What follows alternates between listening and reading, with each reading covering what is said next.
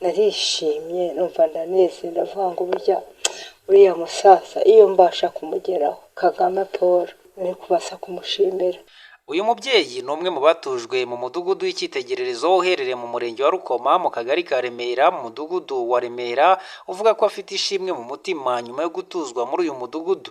Ni ishimwe ariko atihariye wenyine kuko n'abandi bagenzi be icyo bahurizaho ari ugushima ubuyobozi bwiza bwabatuje muri izi nzu. Ariko nkabatuma hamwe kumudushimira kuko aho dukwiye hari habi, njye byari bingoye ntabwo nababeshya. Nagiye kubona mbona bagira neza, bazanye intebe, bazana ibitanda, abandi bazana amasafuriya, abandi bazana amasahane, bazana ibyo twiyorosa, ni byinshi mbese nabashimira, ni byinshi.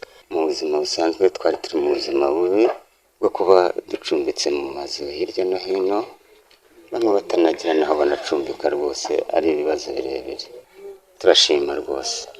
Bakomeza bavuga ko nyuma y'aho bagereye muri uyu mudugudu bisanze ntaho bashobora guhinga, bakifuza ko byibura bahabwa umushinga nk'uw'ubworozi bw'amatungo magufi wabafasha kuzamura iterambere ry'imibereho myiza yabo. Mu buzima bwa buri munsi umuntu aba akenera akantu nk'ako, nk'iryo tungo tubonye nk'amatungo nk'inkoko, umushinga w'inkoko ukaba wajya hano. nk'aba bakecuru urabona nta mbaraga, nta ntege, nta buzima bwabo ni butoya.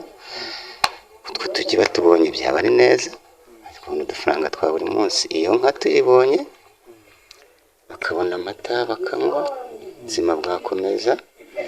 Ari izo ngurube zibonetse zikajya hariya ko zibyaye buri mwaka, umuntu yajya abona udufaranga akabaho, ubuzima bugakomeza. Umuyobozi w'akarere ka Kamonyi wungirije ushinzwe iterambere ry'ubukungu Niyongira Uziyeri we avuga ko nta mpungenge bakwiye kugira kuko ngo ikibanze cyari ukubabonera amacumbi, igikurikiyeho ari ukubahuza n'amahirwe y'imishinga ibateza imbere. Murabizi ikibazo kimwe gikemutse, umuntu aba akenewe ko hari n'ikindi cyakemuka.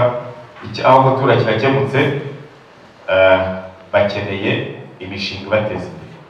Ibyo nibyo ariko kandi tukanishimira ko hari abaturage, buriyo tubonye abaturage bavuga bati dukeneye umushinga, baba bafite inyota, tuzabegera tubafashe kugira imishinga ijyanye n'ubushobozi bafite yakomeza kubafasha kubaho neza.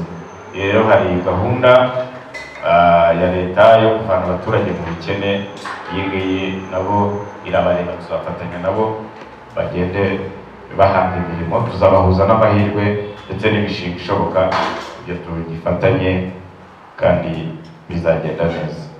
Mu mwaka w'ingengo y'imari ushize wa 2024-2025 muri aka karere ka Kamonyi hatujwe imiryango 20 y'abarokotse Jenoside yakorewe Abatutsi, ndetse imishinga 85 yabo inaterwa inkunga.